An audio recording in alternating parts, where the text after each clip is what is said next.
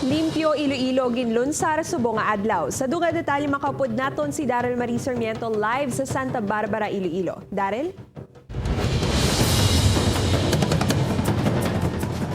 Kate, apisar nga nagagulugal umang tiyempo dayon sa gihapon ang paglunsar sang Iloilo Provincial Government sang province-wide clean-up sa Banwa sang Santa Barbara. Kate, ang pagbagting sang lingganay sa parokya sang Santa Barbara ang nangin senyales nga nag-umpisa na ang province-wide clean-up. Linibo ka mga eskwelahan sa probinsya sang Iloilo ang nagpakigbahin sa ini nga hiliwaton. Sa video nga makita, mansig pulot sang basura sa higad sang dalan ang mga pumuluyo kag may mga nang hilamon man.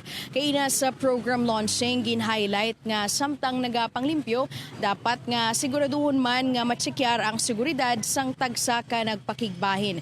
Araman ang presensya sang kapulisan. Lakip na ang mga nagkalailain nga ahensya sang gobyerno.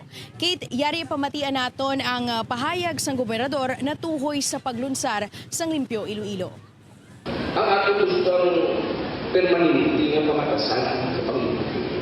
And where do we start? If we want to develop the habit, if you want cleanliness to be a way of life as Mayor Luigi said, dapat maumpisa ka sa pag-apresyar.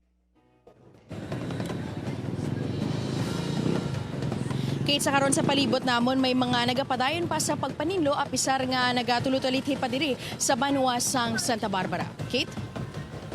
Madamo nga salamat, Daryl Marie Sarmiento.